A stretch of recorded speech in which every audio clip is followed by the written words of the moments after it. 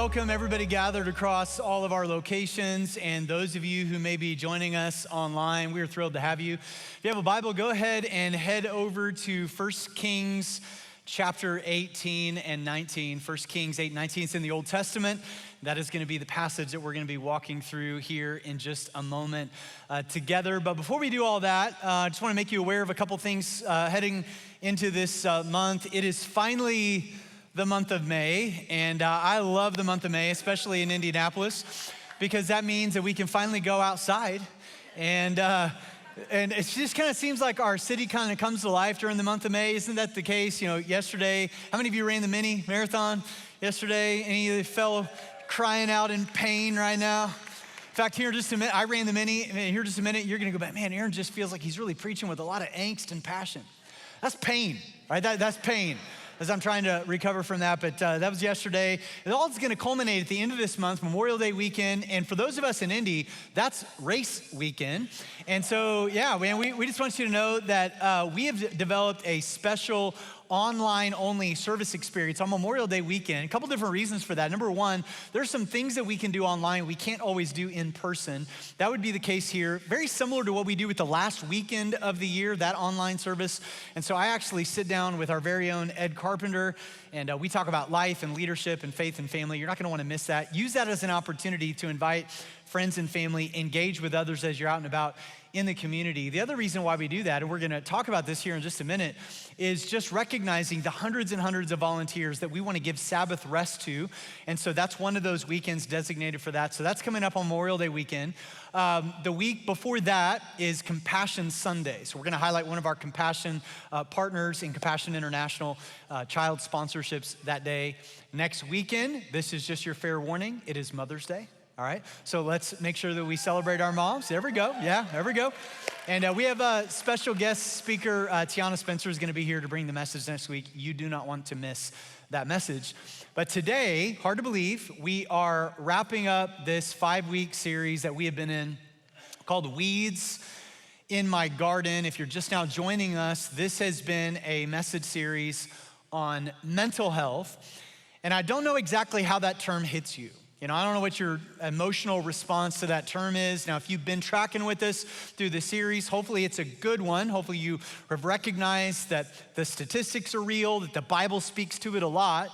But maybe you're just now joining us and you're like, I don't know, man, like, is that really a thing? You know, do we make too much of it? It's kind of interesting because there would be 3 areas in which we would talk about how it's important to maintain health. Physical, spiritual, and mental or emotional.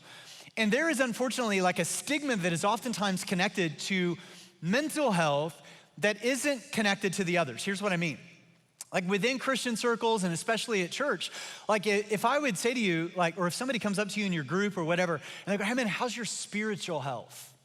Now you might be that question might be a little bit uncomfortable, but there's not really a stigma attached to it. Like you would expect that question to be asked in church or group, and you could talk about it and be real about it.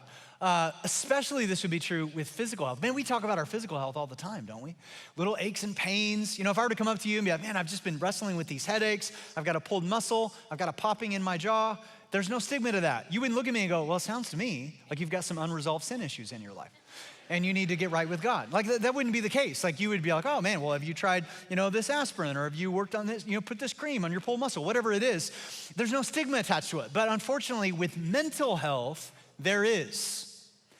And it has oftentimes changed the conversation if we even have a conversation at all. So when we're struggling with our mental health, instead of just kind of being vulnerable about that, we sort of like stuff it, we numb it, we mask it, we cope with it in very unhealthy ways that just breeds more unhealth.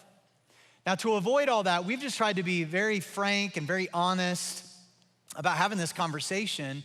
And I've heard from so many of you over the last few weeks. In fact, this message series quite possibly has had more positive response than any other series that I can remember preaching in recent memory. And I just want you to know this as we kind of put a period or an exclamation point on this series, that you are a whole person. Like, you know that, but like, I think we need to be reminded of it, that you are a body, soul, and mind. And I think that oftentimes, like within church, the main thing that we hear is soul, soul, soul, soul. And rightfully so, man. That is eternal. God cares about your soul. And then not as often do we talk about body, and then hardly ever do we talk about mind. But God, I want to talk about body today and how it relates to your spiritual and physical health. And I want you to know that God cares about your mind and the health of it. In fact, Jesus would say this in Matthew chapter 22, verse 37. Love the Lord your God with all your heart and soul. And we would expect him to say that. But then he says this, but love him with all of your mind. And if your mind is unhealthy or you're struggling with your thoughts, you can't fully love God with your mind. In Ephesians chapter 6, Paul is urging the Ephesians to put on the full armor of God. Why? Because we are in a spiritual battle. We talked about that a few weeks ago. And one of the pieces of the armor is a helmet. The helmet of salvation. Proverbs says that as a man thinks, so is he. In other words, that your steps first start with your mind, the direction of your life, like decisions that you make, all of that culminates by some things that you think in your mind. So what this means is that if Satan wants to sabotage your life, he first sabotages your thoughts. And so we just gotta recognize how important this subject is. And maybe at one time or another, you fell into the line of thinking that said, you know what, if I were just more spiritual, if I was a better Christian, if I loved Jesus better, then I wouldn't have weeds in my garden. And I want you to know that that is not true. And I want you to know as we look through the people in the scriptures that God used in powerful ways, every single one of them, without exception, had weeds in their garden. They all struggled with mental health. And it didn't mean that they weren't loving God well, didn't mean that they were doing the Christian thing horrible. It just meant that they were human. In fact, actually, we're gonna see this, that it could have meant that God was using them in a powerful way, and that is part of the reason why they struggled with their mental health, because there were adversaries coming against them, because you and I are made on purpose for a purpose, and that's going to get resistance. So, there's this guy named Jonah, and God called him to be a missionary to a really pagan city called Nineveh. Jonah didn't want to do it. You know the whole story. Jonah finally goes, and he preaches this sermon, and 120,000 people turn and give their lives to God. Now, I've preached a lot of sermons in my lifetime. I have never had that kind of response. And you would think that he would have a good day after that, but instead, Jonah struggles with his mental health, and he goes away and wishes he could die. Moses, like he's used of God in this really powerful way, and he delivers the Israelites from Egyptian slavery, and then it says in that same book, right after that, he became overwhelmed and distraught. Like if you didn't know any better, it's almost as if you could correlate the more you accomplish for God, the more God uses you, the more susceptible you might become to struggles in your mental health. Now, just because you love Jesus doesn't mean you're exempt from it. And just because you're following a Bible reading plan does not mean that there won't be pain. Just because you joined a rooted group doesn't mean there won't be valleys of darkness. Just because you're serving in a ministry doesn't mean that there won't be storms. But here's what it does mean. It means that after the storm passes, and it will, after the storm passes, you're still standing. That's what that means. And so, I hope that if there are weeds in your garden, that you realize this is not a sign that you are failing spiritually. It's a sign that you're a human being living in a fallen world, and God has called you to a purpose. And there is a spiritual battle being waged for your body, your soul, and your mind. And we no longer need to hide the weeds in our garden. Instead, we can say, yep, there's weeds in my garden, but I have given my life to, and I follow the master gardener. That's what we can say. Now, as we were kind of laying out this message series, hopefully you've seen, if you've been tracking with this, the last few weeks have been highly, highly practical. High application, as we've chosen to just tackle some topics like head on, and those topics are not random. The reason why we landed on those topics is because you said those are the things that you're struggling with. If you don't know what I'm talking about, right before Easter, we did a poll. We polled 5,000 of you from our church, and you just kind of shared with us some of your top struggles. The top struggle mentioned at 72% was anxiety and depression. And we talked about that last week. That's why we did. And then number 2, coming in right behind it, you could even say it tied it because it was at 71.6%, was stress and burnout. And this was especially true of men. 68% of men in our church said, yep, that's my top struggle. Anxiety and depression for ladies, they said that was their top. For men, it was stress and burnout. And so what I want to do today is I want to talk about those two things, but I want to, first of all, distinguish the differences. There are overlaps between stress and burnout. I think sometimes we throw them into the same category. I don't think that's very helpful. They're different. So let me offer this definition of stress. Stress is a state of mental or emotional strain or tension resulting from adverse or very demanding circumstances. Now, adverse and very demanding circumstances could include, but is not limited by, things like project and assignment deadlines, paying bills, changing diapers, sick kids at home, fixing the leaky faucet, folding laundry, mowing the yard, getting the oil changed, taking the call, dealing with the frustrated customer, responding to criticism, having the hard conversation, having the airline lose your luggage. That may have hypothetically happened to me a couple weeks ago. Getting a flat tire, filing taxes, cleaning up after the dog, and cleaning up after your husband. In other words, life. Right, that's just life. Like, stress is a part of life. Doing multiple hard things at once to keep your household going and to keep your life going is just a part of life. And that stress is like that tension against the adverse circumstances that we all experience. And let me say this, not all stress is bad. Some stress is good, and stress ebbs and it flows. Some stress is situational. It's the unexpected or the untimely. Some stress is seasonal. It's certain time of day, certain time of week, certain time of year. It rises and it falls depending upon the season or depending upon what you do for a living or your family dynamics. And part of, if I could use this word, adulting, is understanding and developing really a certain amount of resilience, responsibility, fortitude, and grit to navigate the stresses of life. And if you don't, when life gets challenging, you'll fold. When life gets challenging, you avoid, you blame, you numb to the stresses that just naturally arise.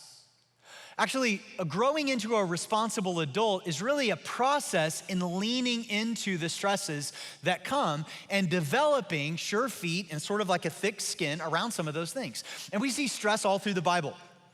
King Saul was a guy that had accomplished a lot. He was well respected, but we begin to see as he grows older that the stress eventually begins to get to him, especially when it comes to succession planning, because his identity, like so many of us, it's not just men, but a lot of men wrestle with this, women wrestle with it too, but we can wrestle with what we do, we tie that up in our identity. That's what Saul did. And so Saul's like, he couldn't distinguish between what he did and who he was. And so then when he's starting to get up there in years, he brings in his successor, a guy by the name of David, who begins to outshine him. And then to make matters worse, the people start singing songs about David and Saul. And here was the lyric to the song: "Oh, Saul has killed his thousands, David his tens of thousands." And Saul's like, I'm irrelevant. And he was stressed and he didn't manage it well. And his whole life unraveled in a tragic way. He did not finish well. And you go to a guy like Moses. Moses gets utterly frustrated with the people. He goes up on Mount Sinai. God gives him the 10 commandments. He comes down. He sees the Israelites have lost their minds. They're partying. They're worshiping golden calf. He takes these 10 commandments, throws them to the ground and shatters them. That was a moment of stress. Elijah, who we're gonna read about in a minute, he asked a single mom for some food in the middle of a famine, and that would have been stressful, but she's stressed, and you can tell by her response to him. She says, well, I'm gonna make one last meal for me and my child, and then I'm gonna die. That's what stressful people say. Jesus even experienced stress. And some of you are like, really? Like, how so? He was always retreating. He was always going away to replenish. When we look at the creation account, there is a reason why God created Sabbath rest.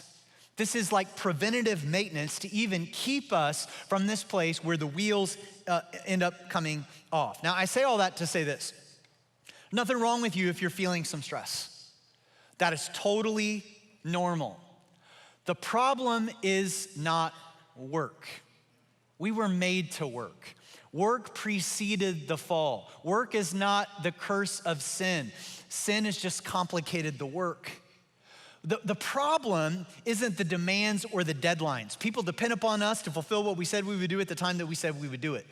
The problem arises when we don't manage the stress well. We don't do preventative maintenance. We don't develop rhythms and routines and pay attention to replenishment cycles. And I think many of us think that it's either an on or an off switch. But it's like, no, we've actually got to develop rhythms to the way in which we work. Think about it like maintenance on your car. Your car was not made to stay parked in the garage. Your car was made to run. Your car was made to get out on the road. Your engine was made to start. But when it does, it creates friction. That's stress on the engine. There's moving parts. It heats up. And then you've got to take your car in to get an oil change. You got to take care of it in order to keep it on the road longer. You are no different. You were made to run. God made you on purpose for a purpose, to be productive, to provide, and to protect. You were made to create and to contribute, but not without regular maintenance. And if you run full out, open accelerator, never replenish, you're not paying attention to the gauges on your emotional, spiritual, or physical dashboards, you will eventually break down. It's not a matter of if, it's a matter of when. And the word for that is burnout. Now, let me define burnout. Burnout is a psychological syndrome that occurs as a result of chronic stress. Now, the reason why I threw that word in there is because it's not just a result of stress is a part of life, but chronic stress where you've not been Sabbathing. You've not been developing routines and rhythms to maintain your emotional, physical, spiritual health, and it becomes chronic. In other words, you're so stressed and you get to this place where you just think it's normal, but it's not normal. And then you eventually break down in one of those three categories: emotionally, spiritually, or physically. Here are some words that are used to describe what burnout feels like: exhaustion, cynicism, detachment, ineffectiveness, lack of accomplishment, alienation, numbness, feeling useless, feeling powerless, and feeling empty. Here's a chart behind me. You can maybe take a picture with your phone. We get this filled in. Kind of the differences between stress and burnout. Stress is overengagement, but burnout is disengagement.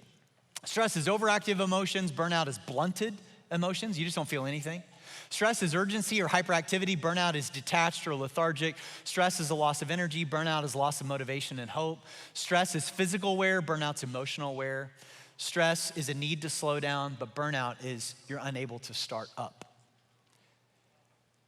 Now, as you look at that graph, some of you, this is maybe hitting you right where you live, and you realize that you fit the description, not of the left category, but of the right.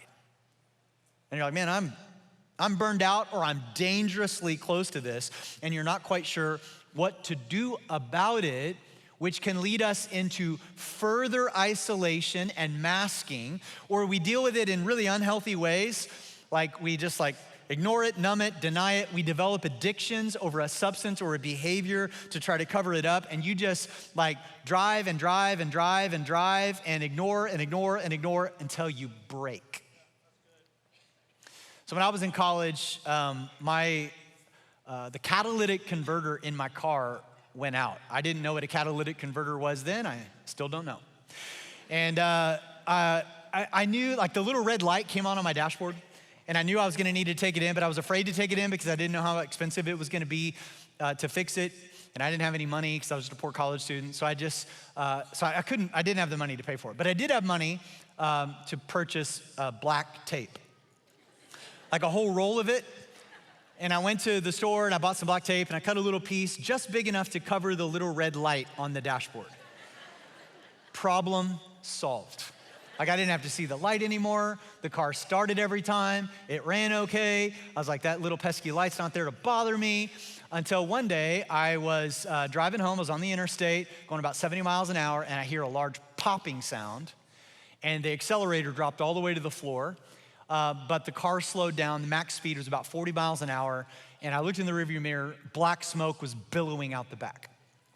Now, you would think, being as, bright as I am, that I would have pulled over. Oh, no. Oh, no. Here's what I did. I firmly fixed my hands at 10 and 2, and I leaned forward like this, and I just kept the accelerator all the way down. And I was like, I got about 40 miles to go. I can get back into town. Like, I think it's going to be okay. And I just kept going and going and going, black smoke billowing out the back. And this older couple in a Buick pulls up right beside me. They're driving parallel on the interstate. Top speed about 40 miles an hour. I don't think it's because their car was broke. I just think that's how fast they drove. And we're just like driving down, and I can tell that they're trying to flag me down, and I'm ignoring them. Like, I can see out of my peripheral, and I didn't want to face it. And so I just could say like this. I don't know what good this was doing, but I was like wheeling the car down the road. And finally, I was like, okay, I'll just look over it. And I looked over, and she was so sweet. And she was looking at me, and she was like,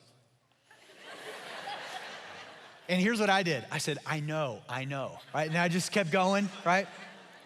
Now, I don't think I need to even tell you how that illustration ends. It ended eventually with me on the side of the road, fluids pouring out of the bottom of the car, and it wouldn't even start. Now, when I had it towed into the shop, the guy was like, what were you thinking, man? He's like, if you would have brought this in, it would have been a fraction of the cost, but now you've got all this additional expense because like pretty much like you blew all kinds of stuff, in your engine. And you know what? You and I are no different. Like the little light comes on and you take the black tape and you just kind of cover it however you want to do that. Masking it with a substance, masking it with more work, masking it by just pretending it's not there, masking it with this word, I'm fine. And you just kind of put it over the dash and you're just like 10 and 2, man. It's like, just get me across the finish line. Let me close the deal. Let me retire. Let me graduate the kids. Let me get to the end of this season. And then people are trying to flag you down. And I don't even want to pay attention to that because you're telling me things I don't want to hear. And so what ends up happening is eventually you completely crash and burn. And it's even more costly than it would have been if you would have just gotten a little bit of the regular maintenance. Can I just say this? When it comes to stress and burnout in your life, it's going to cost you something to address it. You choose the cost. It's either short-term pain or long-term pain. And it is far better to choose the short-term pain, the inconvenience, that maybe it's gonna be the investment of counseling, or it's gonna be the investment of healthy processes and developing disciplines, or going to the gym, or eating better, or whatever it's gonna be. Now, here's really why this message is so critical. I wanna be really clear about this. When I'm talking about stress and burnout, I'm talking about like monitoring your dashboards, your physical, spiritual, mental, I'm not just talking about self-care. And I'm not talking about ensuring that you have a good energy level. You just feel good. Although those things are important, would never minimize it. Here's why this is important. When you are stressed out to the point of burnout, that's when you make some of your dumbest decisions. That's when you blow up a marriage. That's when you sabotage a career. That's when you wind up with a permanent record. You're not thinking clearly. You're stressed. That's when you say things you don't mean, but you said it, and now your loved one is gonna remember it forever. It's gonna leave a mark. Oftentimes, I'll be talking to leaders in certain circles, and they're so stressed. They're so much under pressure, and they don't know where the off-ramp is. So they make a decision to blow up their lives just to get off the road. And by that time, the shrapnel of their decision hits all the people around them, and it hurts everybody. So what we wanna do, stress is a part of life. When you see the red light come on the dashboard, you don't cover it. You say, you know what? I need to actually develop some rhythms and replenishments in order to stay at a high level so that spiritually, emotionally, physically, I can stay filled up to do what it is that God has tasked me to do. And your loved ones need you to be there. We need you to be there. The kingdom of God needs you to be there to be at your absolute best. You cannot eliminate stress. What you can do is be intentional about recovery and replenishment. And it's more practical than you think. I think oftentimes we're looking for like this like big kind of huge like mysterious aha kind of a thing. And what we see in the passage is that God is just extremely practical. Now, I want to look at Elijah's life here. Elijah, if you don't know anything about him, he was a prophet, and prophets in the Old Testament were some of the most stressed out dudes in the Bible because their job was to deliver bad news to bad people every day. You want to talk about stress? And they made a lot of enemies, and these enemies wanted to kill them. And so these were the occupational hazards of being a prophet. They couldn't get anybody to approve a life insurance policy for them. That joke didn't work any hour. All right, sorry. Gosh, I was really confident in you guys. I think it was the delivery. All right, so anyway, his story is in 1 Kings, and here's what God called Elijah to do. Elijah goes to deliver bad news to an evil king named Ahab. The only thing more evil than Ahab was his wife, a lady by the name of Jezebel, and she hated Elijah. And his first assignment was to deliver a message of a coming drought and famine that would last for years. That didn't get him any friends. And by the way, Elijah would be he would suffer from this drought as well. Tons of stress. Requires him to move to a different country, tons of stress. When the drought came, the water dried up, there was no food, he was forced to put his trust in God, and he relied upon a Gentile woman who was a single mom. Stress. Her son dies, falls on Elijah's shoulders to bring him back to life. Stress. A guy named Obadiah comes to him and he tells him, he says, hey man, Ahab has sent these headhunters to come get you, and he's not relenting. Look at verse 10 of chapter 18. As surely as the Lord your God lives, there is not a nation or kingdom where my master has not sent someone to look for you. And whenever a nation or kingdom claims you were not there, he made them swear they could not find you. In other words, Ahab is not going to rest until you are dead, Elijah. And that was multiple months of all of that. And then it kind of all culminates with actually sort of like a spiritual victory. And if you've never read this story, I want to encourage you to go read it later today. It's one of my favorite stories in the Bible. Elijah challenges King Ahab and the prophets of his false god Baal, there were 450 of them, to a duel, like an old-fashioned, Western duel. It's so great. There would have been tumbleweed and everything. And what happens is that they build an altar, put an animal on it, build another altar, put an animal on it, and Elijah says, here's the deal. Why don't you pray to all 450 of your false gods and see if they send fire to consume the altar? And then when that doesn't work, I'll pray to the one true God and watch him send fire to consume. And so, man, they start praying like Elijah lets them go first. They start praying, they're tearing their clothes, they're doing everything, and nothing is happening. And I love it because this is where trash talking gets born. Elijah starts talking trash. And I get to this visual that he's standing there with his feet crossed like this, maybe, doing a little toothpick. And he just goes, man, nothing's happening here. Why don't you guys shout a little louder? And then you can read this in the text. He goes, maybe your false gods are asleep. And then here's my favorite. He goes, maybe they're relieving themselves. It's just so good, man. It's in the scriptures, all right? And so all that happens, nothing goes down, and then Elijah prays, boom, God consumes the altar with fire. It's amazing. And then right after that, God sends the clouds and the rain, it ends the drought. You would think that Elijah would just be like on cloud 9, like, yay, we did it, it's amazing. Not exactly. This is after years and years and years of stress and him not really managing it all that well. It didn't matter that he had this spiritual victory. He burns out. Look at chapter 19, verses 1 through 5.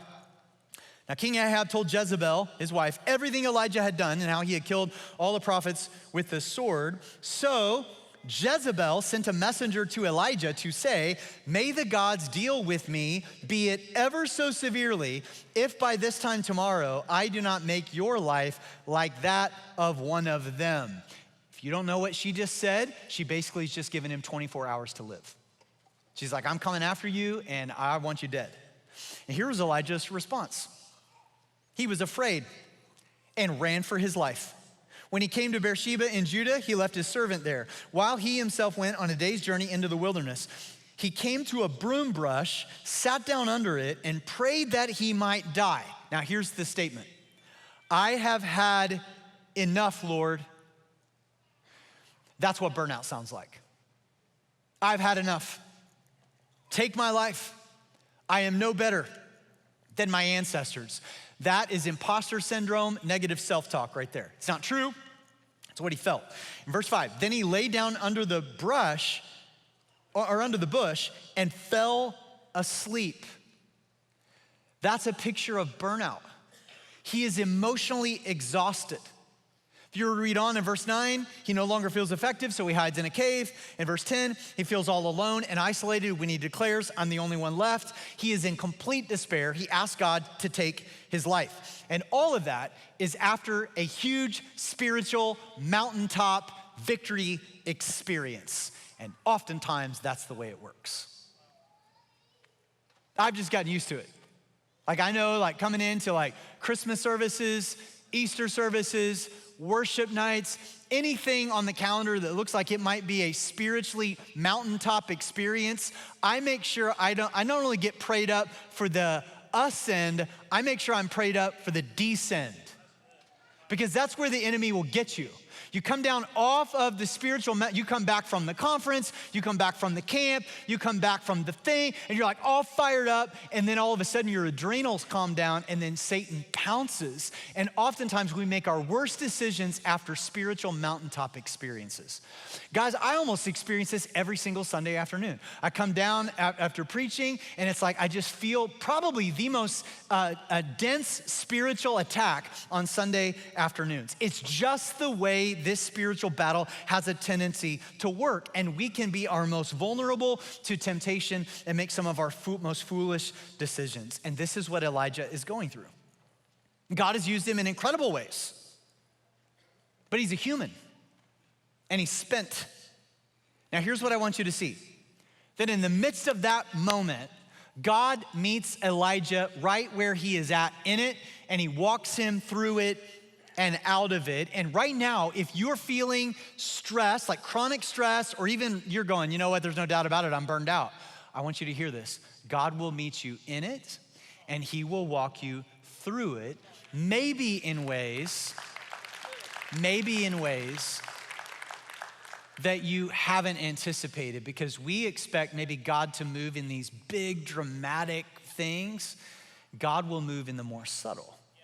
And we see this in the case of Elijah. And what God says to Elijah is extremely practical, so practical, we have a tendency oftentimes, in fact, I'm trying to think of the last time I even heard a message that's gonna talk about some of the things I'm gonna talk about here in just a minute. See, the best time to address burnout is before you need to. That's always better. That's called preventative care. The best way to recover from burnout is by taking a deep breath, diagnosing your dashboards, and asking God to meet your needs. And here's the first place where God begins with Elijah. God met his physical needs. Look at chapter 19, verses 5 through 8. So remember where Elijah was, passed out under the bush. All at once an angel touched him and said, get up and eat. Notice the angel didn't say, hey, get up and pray. Hey, get up and read your Bible. Get up and do your devotions. All great things. That's not what the angel starts with. The angel starts with eating. Praise God. That's one of my favorite things to do. And in verse 6 it says, he looked around, and there by his head was some bread baked over hot coals. Bread, it wasn't a protein, it wasn't a vegetable, it wasn't a fruit, it was carbs. Praise Jesus for gluten. All right, it's just, right, you've got a scripture and a verse right there. And a jar of water. I don't know, I'm sure it's probably had electrolytes in it or something. And so it says this, he ate and he drank and then he prayed. No, he ate and drank, then he laid down again, took another nap. And then it says the angel of the Lord came back a second time and touched him and said, get up and eat, for the journey is too much for you. And so Elijah got up and he ate and he drank. Here's what I want you to see, is that you've got three dashboards: emotional, spiritual, physical. You cannot separate them. They are integrated, and if one is down or struggling, it's going to affect the others. God knows that. So Elijah's tanks are empty emotionally and spiritually and physically, but the way that God chooses to fill the emotional and spiritual tank is he fed him first. He paid attention to the physical. Now, here's why this is so important, is that until your physical needs are met, then you're not going to be able to address the emotional and the spiritual. Now, this is the part of the message that I really wrestled with a little bit, because there's always, any preacher that's listening to this will know there's a fine line between practical application and then putting my nose in business where it doesn't belong, right? Meddling. And it could border on that, but I'm gonna go ahead and do it, all right? So it's the end of the series. So here's kind of the three questions I just want you to consider, right? And this is just for you, not up to me or anybody else to answer these for you. You answer these on your own. Are you eating right? Are you getting enough exercise? Are you getting enough quality sleep? Occasionally, I will have people either come into my office or other leaders from other states will text me or call me and say, hey man, can I get a little bit of your time? I'm so stressed. I think I might be burned out. And I wanted to know from you, like, do I need some time off? Do I need a sabbatical? It's kind of interesting to me. It's like most of the time, that's usually where some of the first suggestions come of when we're dealing with like stress and burnout is I think I just need time off. I think I need a sabbatical. Well, maybe. But let's not start there. How about we start with this? Are you getting 10,000 steps a day in? Are you laying off the chicken chimichanga at midnight? And are you going to bed, right? Ooh, that got really quiet and awkward. I kind of feel like an Old Testament prophet right now. All right, so we need to start with the physical. Now, I'm not saying this at you. I'm saying this because, man, I've learned this the hard way. My 20s, some of you can attest to this, my 20s were the hardest decade of my life. I hope I don't have another decade as hard as my 20s. My 20s to me felt like an extended adolescence, except the stakes were much higher. And, I was newly married, trying to figure that out, had brought a couple little kids into the world, trying to care for them. And I was starting off, in ministry and really, honestly, all kinds of self-doubt. I didn't know if I had what it took. And I started a church on top of that, which is one of the hardest things you could do. And I had like a high metabolism. I was like a high school athlete. And so I just kind of thought that my metabolism would stay with me into my 20s, eating poorly and not exercising. And so I was, meeting with all kinds of people. We were having lunches at Chinese buffets and having all kinds of desserts with people. And I wasn't sleeping well, and I wasn't exercising, and I was overweight and under-rested. And I was overstressed. And it really kind of culminated, and it was affecting me emotionally and spiritually. God felt distant.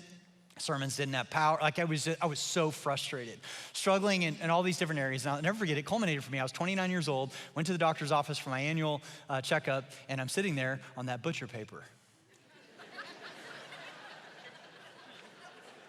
We have lots of doctors in our church. Why? So I'm sitting there on that butcher paper, and I got my shirt off, and I'm sitting there kind of like this, And my doctor, who is annoyingly fit and good looking, walked in and he looked at me. I'll never forget this question. He looked at me and he goes, hey, Aaron, you think you could lose some weight? And I was like, now I do. And I hate your face. And I'm really glad that he said it, because it was kind of like a wake up, and it didn't happen all at once. It was sort of a turning point for me where I was like, now here's the thing. I want you to hear this. I think it's part of the reason why we don't talk enough about this in church. So you're like, well, what does this have to do with like the Bible and spiritual things? It has everything to do with it. And it doesn't have anything to do with like vanity or getting six-pack abs. It had everything to do with this. God, it was this, he like pulled the curtain back and he said, Aaron, like I've called you to something, and I want you to do something at a high level, and I want you to do it for a long period of time. And if you're 29 feeling this way, by the time you're 49, you're not going to be able to do what I've called you to do. Yeah, that's good.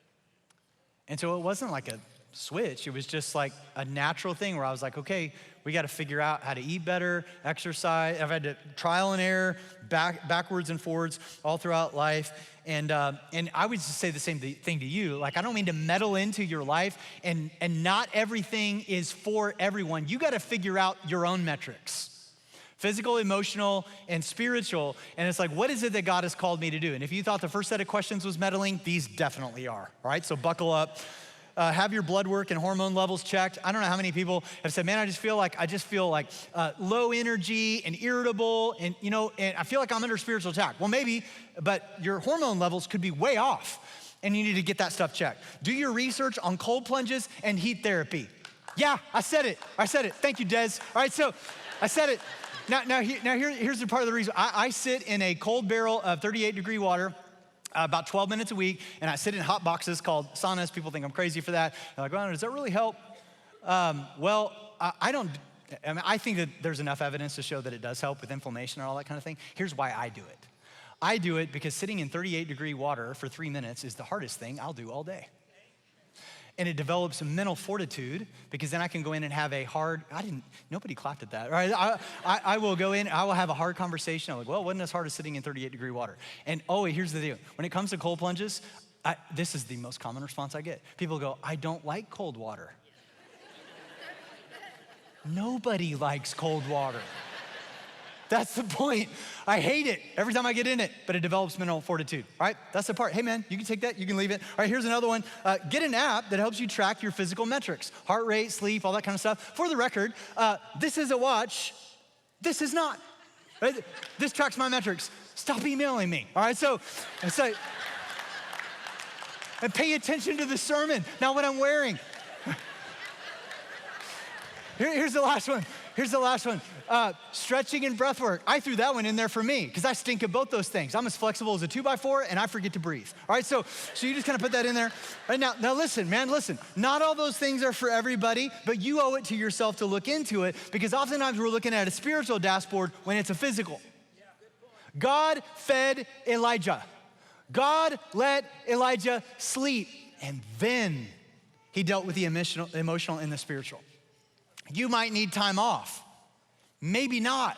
I love what author Carey Nieuwhof said about this. He goes, more time off isn't the solution when the problem is the way you spend time on.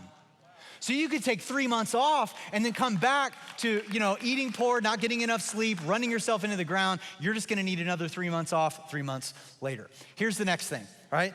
God broadened Elijah's perspective. And that's what you and I need.